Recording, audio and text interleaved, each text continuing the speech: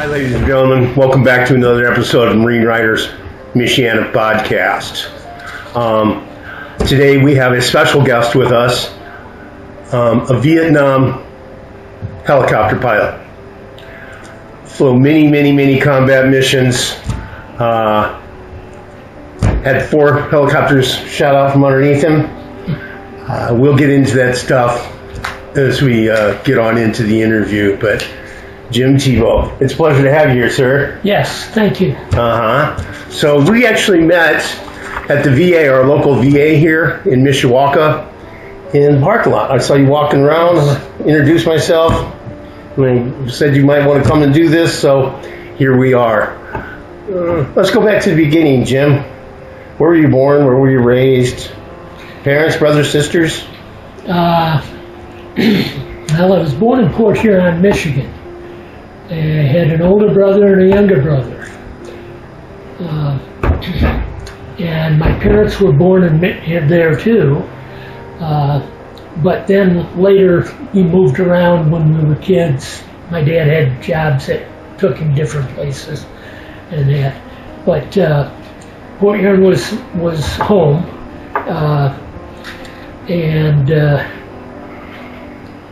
As a kid, I remember my father. He was really something. He would buy things. He'd buy like an old beat up airplane. Yes. And I remember one day I was standing on the driveway and I'm looking and I see my dad's car coming. And here on the trailer hitch is the tail wheel of an old Piper Cub, and he's trailering that home, and got it there, unhitched it off the hitch, and he and a buddy of his pushed it into the garage, and it had no fabric on it. And so it was needing to be rebuilt. And behind my dad was his buddy with a trailer on his car. And they had the wings laying on that trailer. And they backed his trailer in on the driveway. And my dad and this guy took cinder blocks out of the lower part of the house so they could slide the wings into the basement. And then over the winter, they recovered the wings and the fuselage of that airplane. And the next spring, took it out to the airport, got it running, and flew it. That's amazing. So, and I mean, I had pictures of probably 50 or 100 airplanes that he bought and sold and that kind of thing. He was a real trader on things.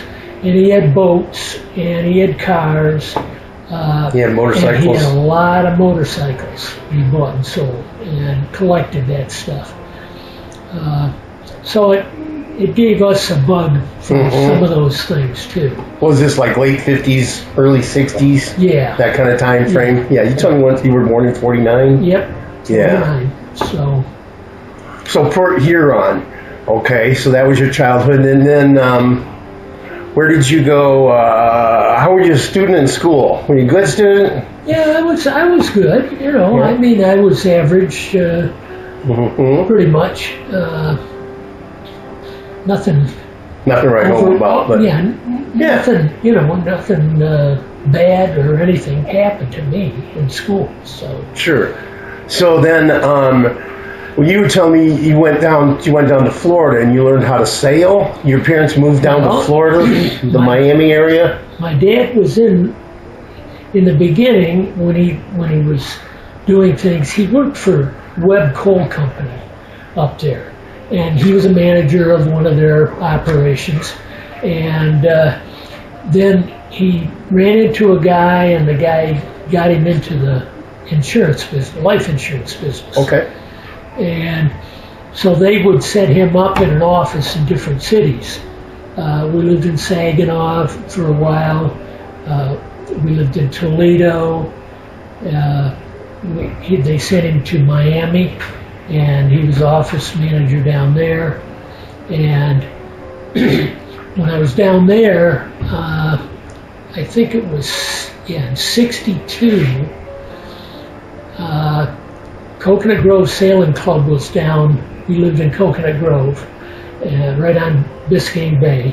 And the sailing club was down there, and so I knew other kids that I went to school with, and they wanted me to go to learn how to sail.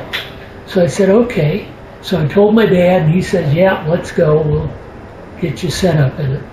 So I did, and I learned how to sail. Graduated from that Coconut Grove Sailing Club in 62. So, from then on, you're like 13 years old, huh? And my dad always had boats and stuff. And part of their sailing thing was he had ice boats. And, some were powered by engines, with skis and things. But he also had with the ice boats, which were DN class, which are a one-person ice boat. It has blades. Two blades on each side, and then one in the front, and the front one was steerable. And so that kind of got me into the idea about sailing. So I had some knowledge of that kind of thing. And when I was in high school, I told my dad he had an airplane out at Wagon Wheel Airport, just north of Toledo. And I said, I want to learn how to fly. And he said, okay, we'll take you out there. And they had an instructor, and they had a training plane, which was an air coupe. And I took my lessons, and I soloed, and I got my pilot's license, and I didn't even have a driver's license. So you knew how to fly an airplane, and you knew how to sail before you were 16. Yeah. Yeah. That's impressive stuff. But I'd already learned a lot of that stuff from my dad, and my brother got into motorcycles because my dad had them. And, okay. That was kind of his hobby. But when Vietnam came along, I decided I wanted to fly helicopters, so I signed up. Okay. And, you told me you were looking at getting drafted. Well, I knew I was going to get drafted. I mean, everybody was going to get drafted. Yeah. So I figured I might as well beat the deal and try and get something I want. I don't want to be an E2 pushing pots and pans or something. So I did that and went in and went to flight school and all that.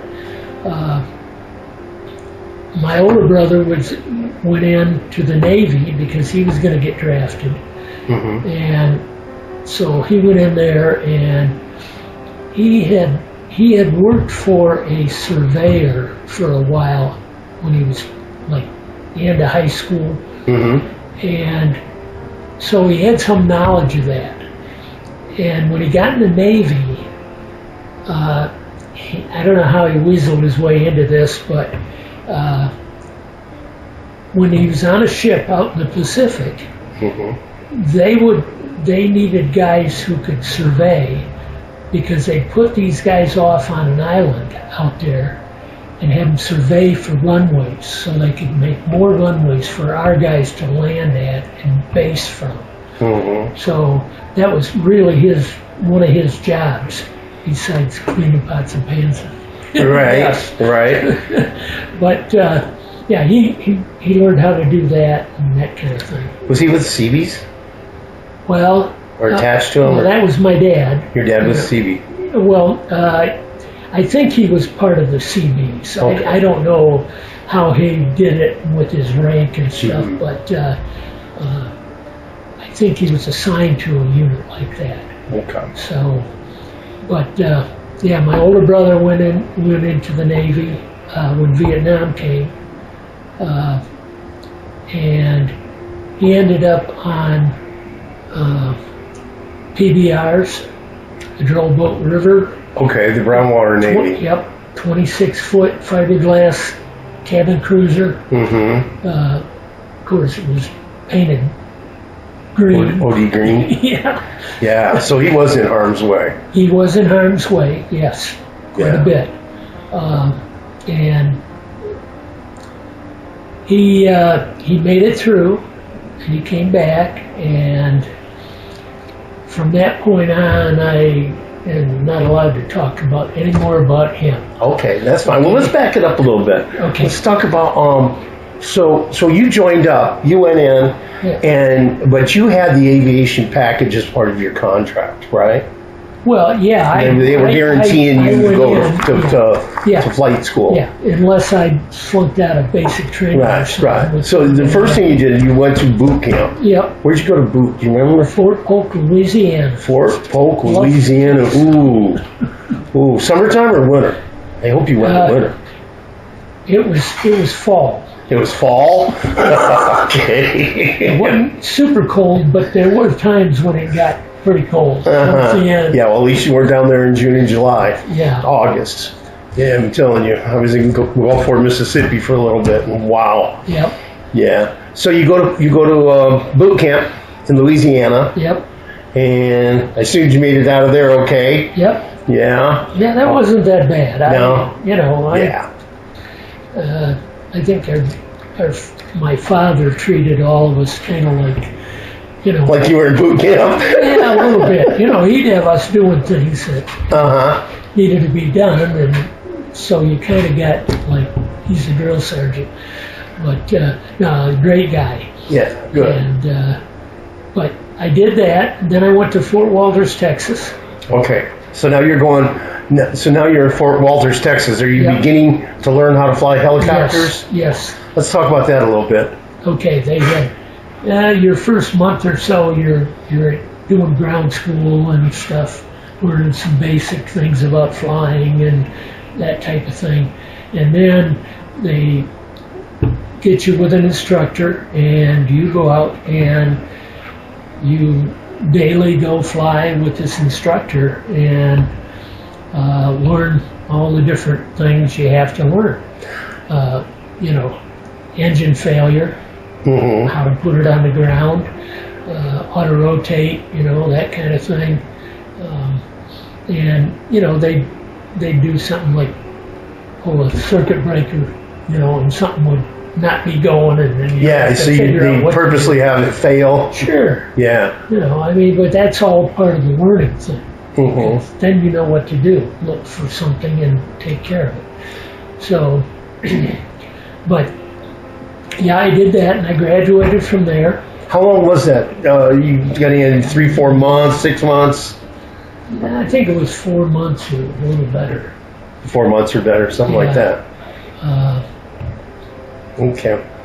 And then they give you a short time off, and then I was scheduled to go to Fort Walters, Texas, and I was learning how to fly TH-55s, and did that. And there were, God, I don't know how many guys there. I had pictures of the billets and how many people were in your flight class? Oh, in your God. school? Bunches? Yeah, there were tons. But they billet you, and you were all the guys who were flying in that group.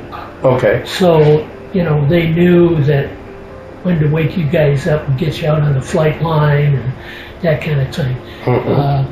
So, it was pretty organized on how to do it. And I graduated there. And then I went to Hunter Army Airfield in Savannah, Georgia. and that's where I learned how to fly Hueys. Okay, so the Huey flying came in Georgia. Yeah. Where you learned how to fly Yep. Hueys. And just before I was graduating from flight school, I got married. That's So right.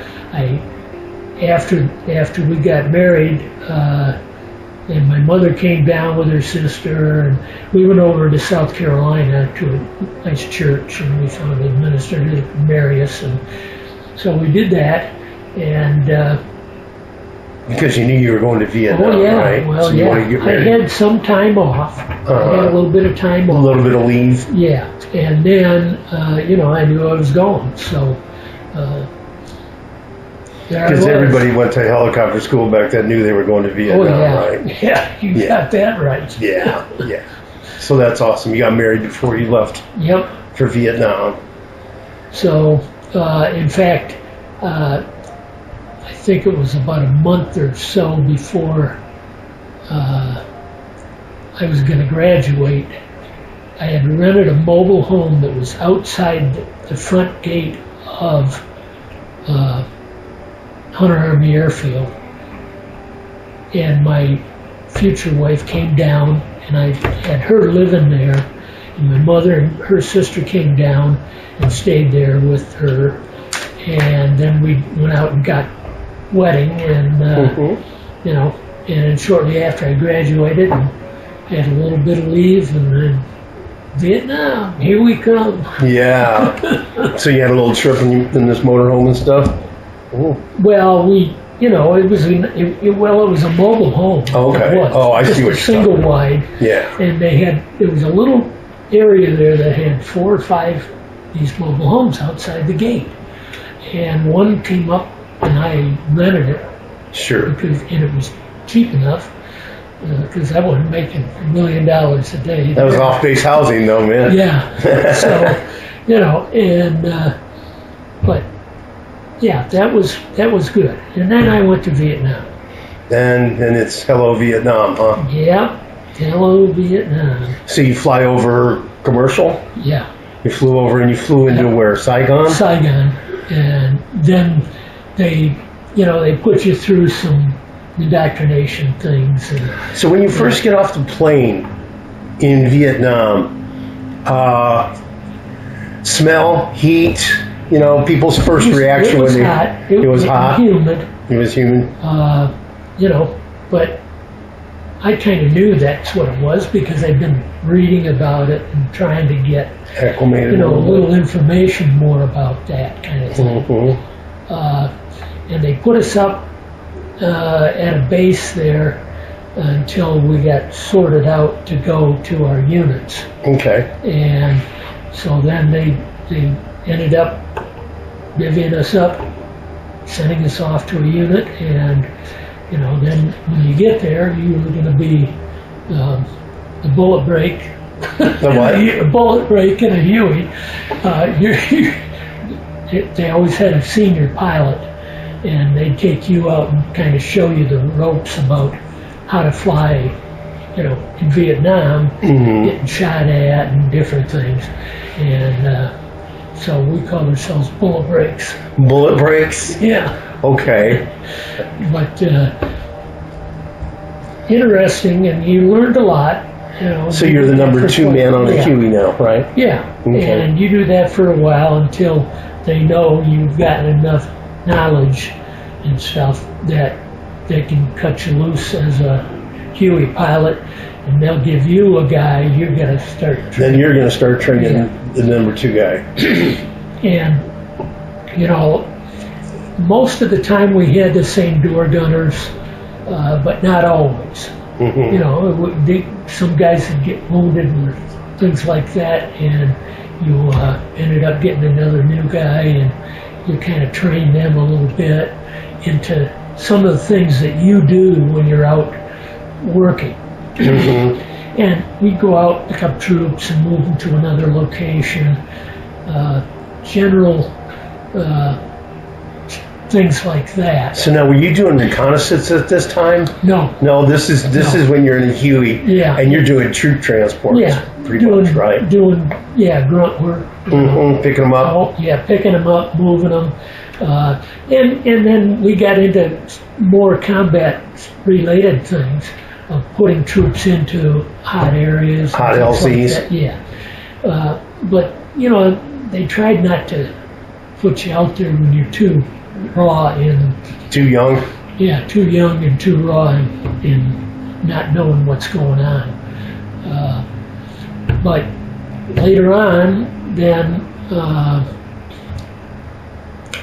they So you first started making contact when you were a Huey pilot. You were getting shot at. Yeah. Okay. Yeah. Because we'd be putting troops into an area that people were already under fire, so we'd have to go and drop them off and things. But we'd also do other things, taking people to Saigon or taking somebody to Phan Rang Air Base, or, and we had all kinds of different things we did. So you learn over time how to do those things. And then they needed, our unit needed some more scout pilots. So I decided that I wanted to try that. Yeah. And I took a transition into a loach, which is a Hughes 500, basically. Okay. And we had some training of riding with an experienced loach pilot, and learning some of the things to do and not do. In fact, I even acted as a door gunner for a little bit too. While you were learning the loach. Yeah. Right. And so it gave me a lot of insight into how to handle that aircraft. And they passed me through and said, "You're ready to go."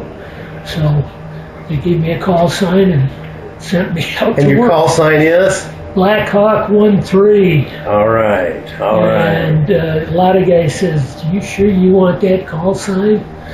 And I said, "I'm not superstitious." Well, there you go. You made it through. Yeah. I mean, you're sitting right here now. So I did a little bit of research on these loaches, and one thing I saw one guy said is that the maneuverability of those was incredible compared to a Huey. They're a lot smaller, a lot lighter weight. Yep. They survived till today. They're now modern day little birds. Yes. That seals and delta fly around on. And one guy said you could turn it on a dime and it'd give you 9 cents back. So I thought that was pretty accurate. Yes, yeah. So then you become a loach pilot, and you were learning, and you're the door gunner while you're learning with someone else. Well, I went as door gunner a few times because he wanted to show me what your door gunner is going to be doing when you got a door gunner. And so they give you a little bit of that action, but not a lot.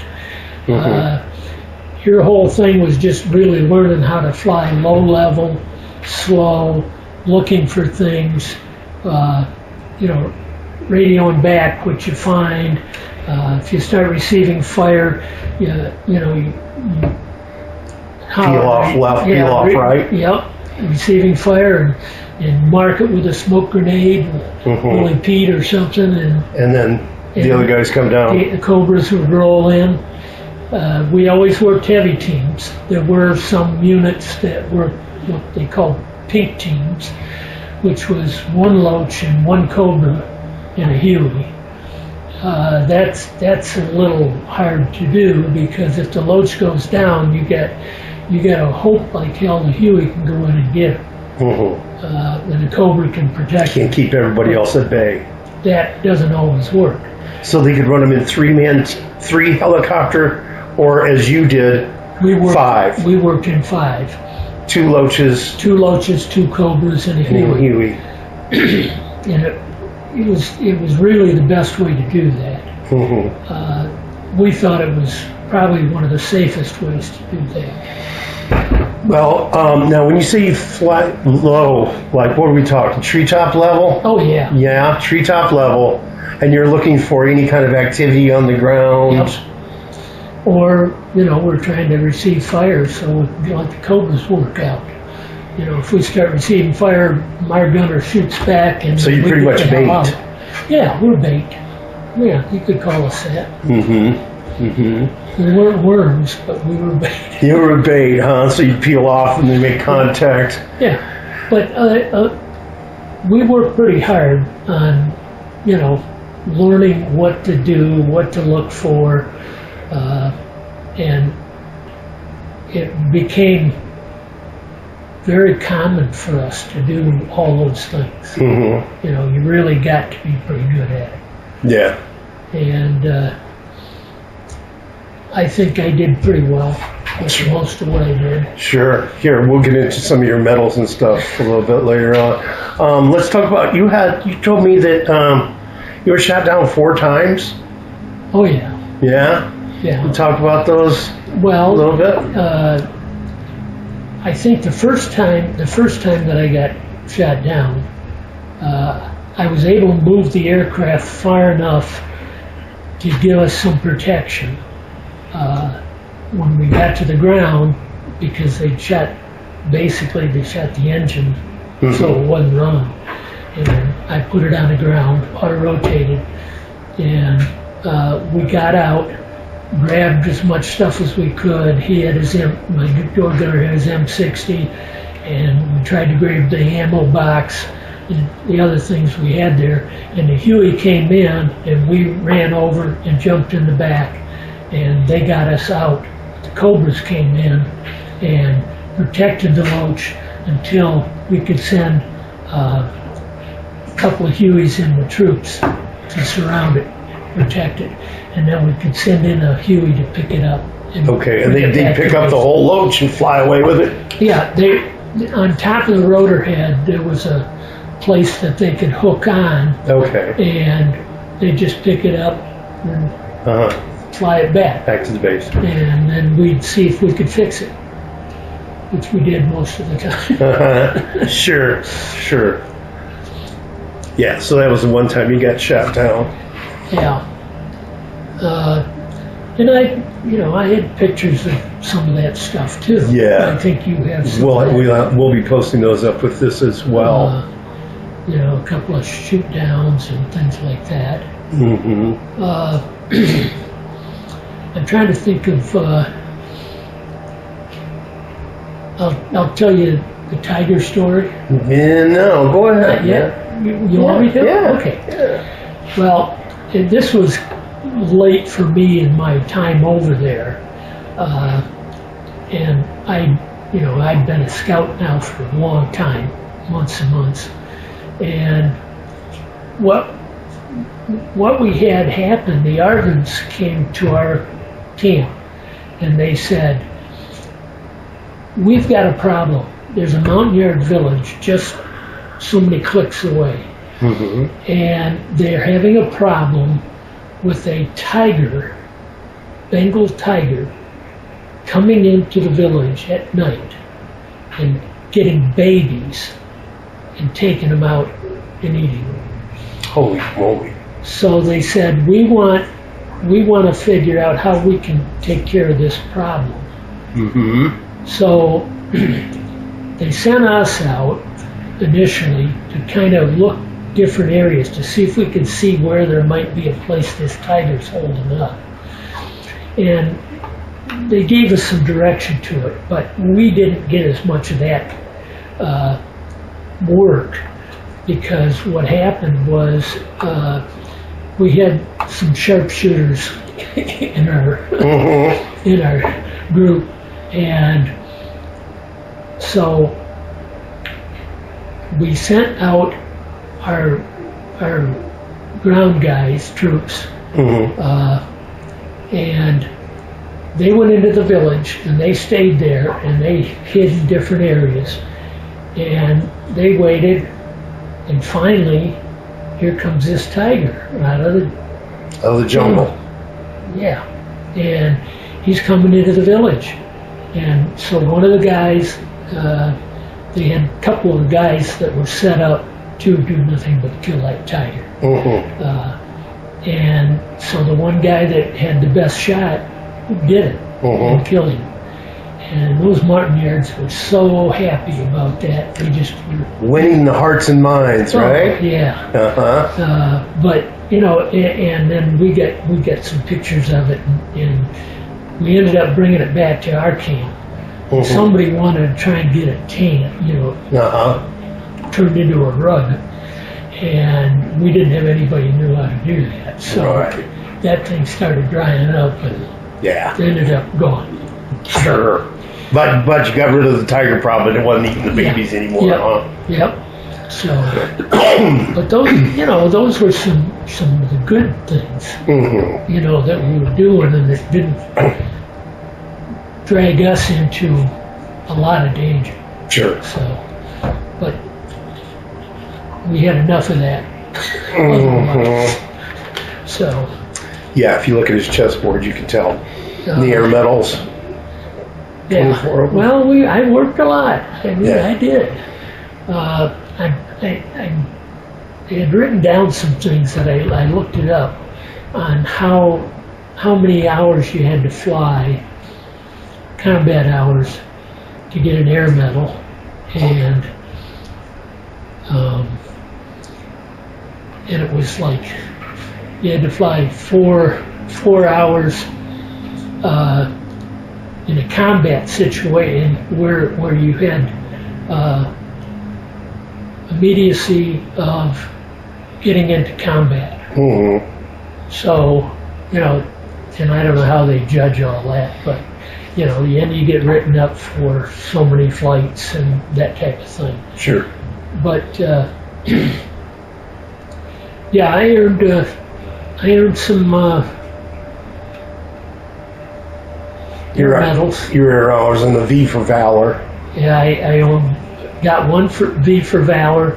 I had gone in and picked up a couple of our guys that got shot down and picked them up under fire and got them out. And that was the one I got with a V. Yeah, was that in the Huey? No, that was in a loach. Oh, you picked them up in a loach. Yeah. Okay. Yeah. They weren't wounded that bad, and so they both laid down in the back of the loach. Okay. And we got them out. They were bleeding, and they were hurt, but sure. We got them out, and so that's how I got that. And and I ended up getting a Bronze Star. Yeah. And that's one that I probably can't really talk a lot about. Okay. But I did get a Bronze Star. And I guess my unit figured I was a pretty good scout. Yeah. Yeah, they Because I stayed with them a long time. Yeah. And didn't get myself killed. Yeah. Yeah. How long were you over there? 13 months, or did you do a year? Or? I did a year. You did a year. You was in Vietnam for a year. Yeah, I think maybe a little over that, a couple of weeks over. Or something. But, yeah. So then, is there anything about that period? Is there anything else you want to talk about before we move into the arc light strike? No, I don't think I have a whole lot else I can really say about that. I made it through. We did have some exciting things. We had donut dollies and a little band come a couple times. And, to your base? Yeah, to our base. And, that was pretty cool. Kind of like a little USO show or something like USO that? USO show. They were sending them around to the different units and stuff. And they were like Filipino gals, and they'd sing, and of course they had an accent.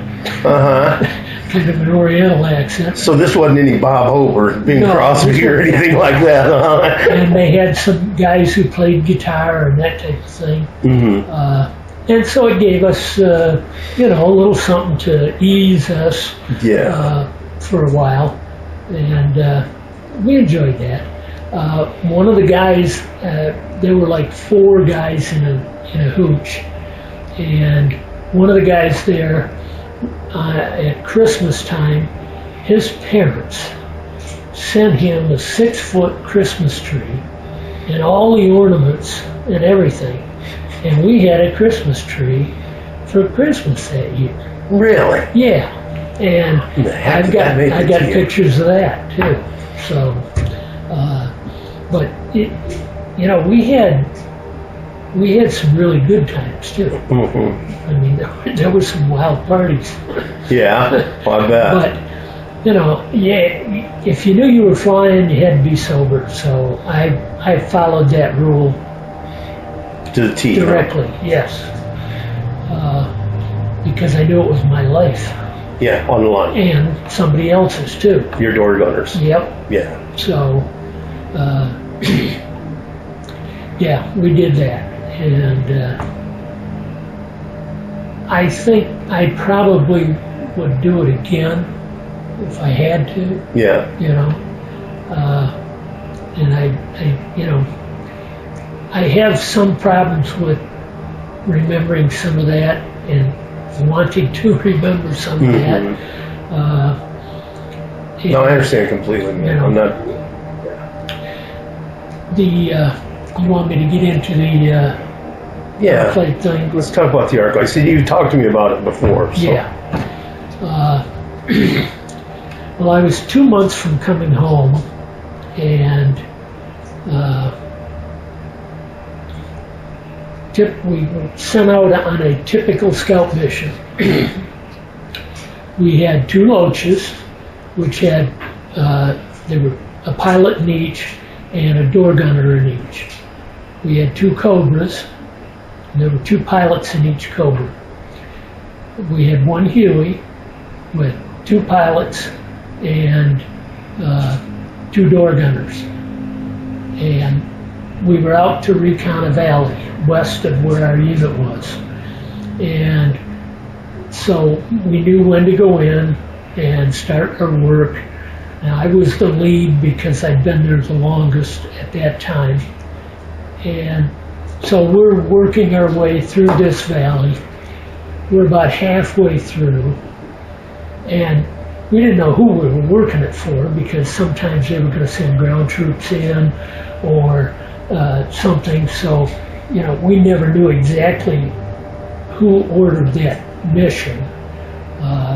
You know, our headquarters or somebody else. And so we were working through the valley, and we were about halfway through. And all of a sudden, the Huey pilot in the back starts screaming, "They're dropping, they're dropping." And I knew exactly what it was because I'd been there long enough to know. And I screamed over the radio, "Bank left, get out, hope I see you." And luckily, we all made it out.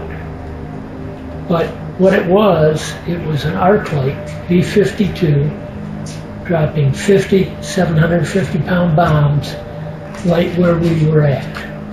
So those of you out there, so he's flying a loach low down to the ground. These B-52s, these giant planes, probably came out of Guam or somewhere, up here at what, 10,000 feet? Yeah, so they're up pretty high. They're up pretty high. Well, they drop munitions, and they're coming down. And they're coming down, and you know, when the Huey guy could hear those things going off behind him, he started screaming, and I screamed too, and we got out. And they blew right behind you? And they were blowing up behind us. And so we ended up going back to base, and we, you know, debriefed, I bet you which did. was tough, but, you know, we had to talk about it. And so I was really a mess over that. Mm-hmm. And my CO knew how screwed up I was, and he said, "You know, I could send you home now, but if I do, you're probably coming back because you got 2 months to go on this year. And if you go back that early, you about guarantee you're going to come back for another year." So a day later, he calls me into his office and he says, we've been talking to the Navy. They're having a problem. They have been radioing transmissions out to the ships of coordinates they want them to shoot at. And ships aren't hitting anything because they're radioing them out. And the bad guys are getting the radio transmissions. And they know where they're going to get hit. So they just move out of that area. Yeah, they move stuff out or whatever. So he said, I found a thing you can do for your 2 months. He said, you're going to go down to Vung Tau, pick up a Navy officer. You're going to fly him out to the ships, and he's going to coordinate naval gunfire. And then you'll bring him back. And you're going to do that anytime they need you to do it. And which was about every day. Mm-hmm. And so I did it, and the first time I did it, when I picked the guy up, he said, we're going to go out to the Boston, which was offshore, big guns. It was a heavy cruiser, but back in the early 60s, I think, they changed 3 or 4 heavy cruisers. They took some of the guns off the back and made them into guided missile cruisers. Okay. So they could fire guided missiles to sites too.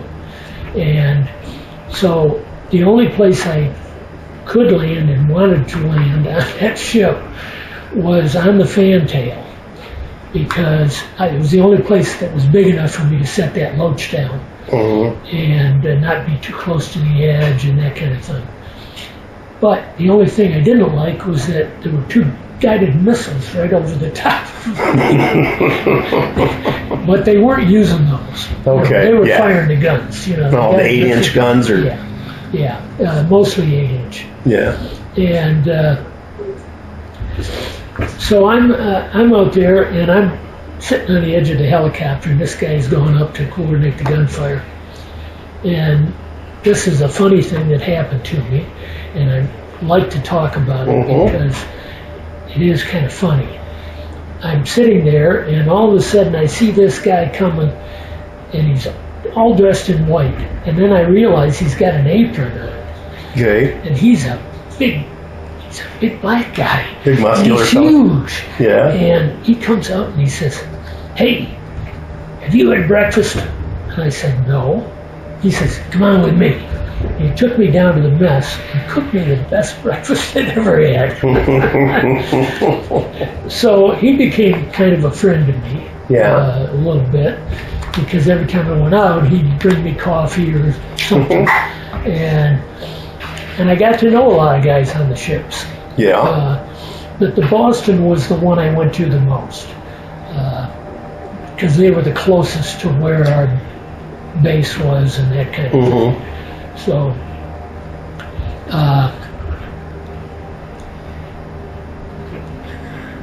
so you got done with your 2 months, your final 2 months. Yeah, I got done with my final 2 months. Okay. And I came home. So let's talk about that a little bit. So you flew over there commercial. Did you fly a commercial coming back home? Yep. And what was it like when the plane first took off the ground and was leaving Vietnam? Was everybody hooping and hollering on the plane, or drinking beer? Well, we weren't drinking beer yet. But No, you weren't drinking beer yet. Okay. But we were sure going to try to. But no, everybody was happy, and we're all yelling and happy. We're going. Yeah. But a lot of us would be coming back too. I thought about that. A lot of guys might be coming back. So, but and so when I got back, where'd you come back to? Well, I came back, and I came back to Savannah Army Airfield. Okay, back to Georgia. Yeah, and so my wife and I got a place to live, an apartment, and I went into training to be a flight instructor. and I became a flight instructor in Hueys. So now you're still in the Army. I'm still in the Army, Okay. yes. And they were doing Allied military training there, which in other words, they were bringing people from foreign countries. And since we had a good school for teaching them how to fly Hueys, I became an instructor to fly Hueys and teach these guys how to fly. Mm-hmm. And I had different students. I had an Israeli student. I had students from Korea, and I had some Vietnamese students. Mm-hmm. And I did that for that whole year, and then that was the time I was getting out. Okay. And so I didn't stay, but I stayed in Savannah. My wife and I stayed there for a while afterwards. After you got out of the Army? Yeah. Okay. And then we finally moved back to Ohio. And, Ohio. But I was, when I was at Hunter, I was seeing a mental health guy Yeah. about the ArcLight situation. Mm-hmm. And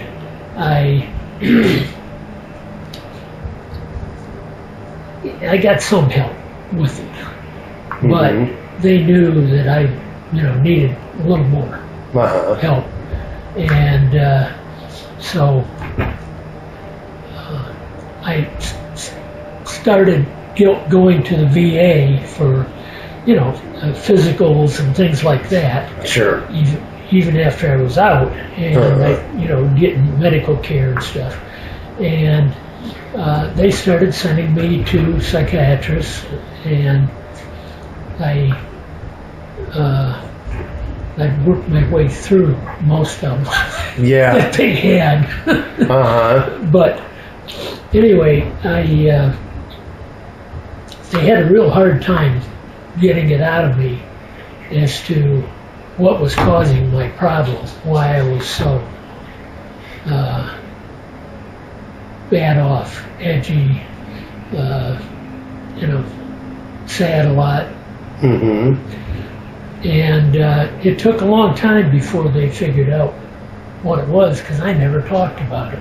Now, did they call it PTSD back then, or did they call it like shell shock? Well, they weren't calling it shell shock with me, but they were saying you got, I think sometime in there was when they started calling it PTSD.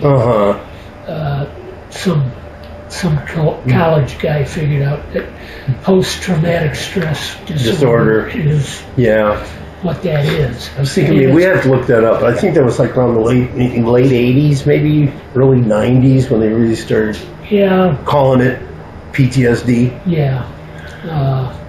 But I've been treated for that forever. To this day, I'm still seeing.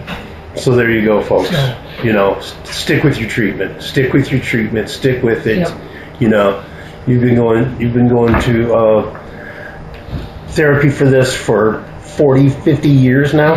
Yep. So and don't give in. I did not, after 57 years of being married. You're still married to the same woman, aren't Yeah. you? Yeah. Congratulations, Shim. That's an achievement. I finally told her. You told me you finally told her about 2 or 3 years ago. 3 years ago. About the ArcLight strike. Yeah. All those years he kept that bottled up, and finally, he's able to talk with us about it today. But I'm getting better, Mm-hmm. and that's where I'm at. But I'm still being treated by the VA, and I'm living in South Bend, going to the VA clinic. Yeah. And I have other things that I got.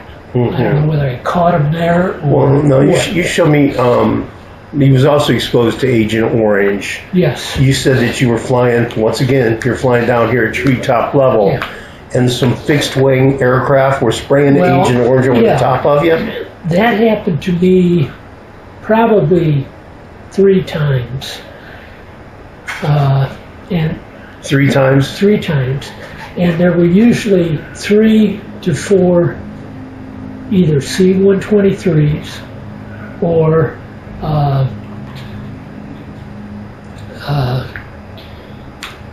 trying to think of the other aircraft. The other aircraft? C-123s, C-130s. C-130, so it's big aircraft. And there'd be anywhere from 3 to 4 of those side by side flying at about maybe 1,500 feet to 2,000 feet. And we're down here, 5 helicopters, working our way through the valley, and here they come flying over, and they're spraying Agent Orange. Now, we didn't think that much about it then, because I don't think anybody in the military thought about it. So did the whole helicopter get wet? Oh, yeah. Just got wet, huh? It just, it was mist coming down. And, of course, we didn't wear masks. Right. We had no doors. Yeah, you're so breathing. We're breathing this stuff. But the other... For those of you that don't know, Agent Orange was a defoliating chemical that they used in Vietnam to take away the places for the enemy to hide. Yeah. And the problem is a lot of our guys were exposed to this, and a lot of them came home and developed cancers, all kinds of things. And for the younger people that don't know what it is, that's what Agent Orange is. Yeah. So I'm sorry, go on. And the other thing that happened to us was they would send us back out to work areas they had already defoliated. Okay. So we're out there looking over all this stuff, and the dust is blowing up. Because you're at treetop level, right? Yeah, well, we're even lower than that because there were no trees. Oh, yeah. Stuff was gone. And the dust is blowing, and we're breathing that stuff. But we never thought about it. And, so now we're all, a lot of us are suffering from that. Sure. I think I'm getting some disability for that, but not what I should be getting, I don't think.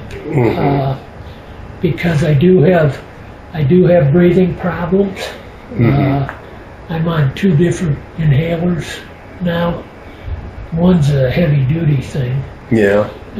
If I have a real attack, I use that. And I have skin problems, things like that. So, that's kind of what happens when you go to war. Yeah. So you've been going to the VA for quite a number of years. Yes. Well, I started when I first got home. I even went down and signed up to be at the VA hospital for, treatment of different things. And it took them a while to figure out some of that stuff as to, what it might be and that kind of thing. And they got me in with a psychiatrist. Of course, over the years, that changed because they moved me to different places and stuff. So, but I think where I'm at now, South Bend, I think I've got good psychiatric people. They were able to really get this out of me about that airplane. Yeah. And so. Yeah, we do have a nice VA clinic here in Mishawaka. The nice part is that every place else they seem to want to have doctors that can treat you for all these things.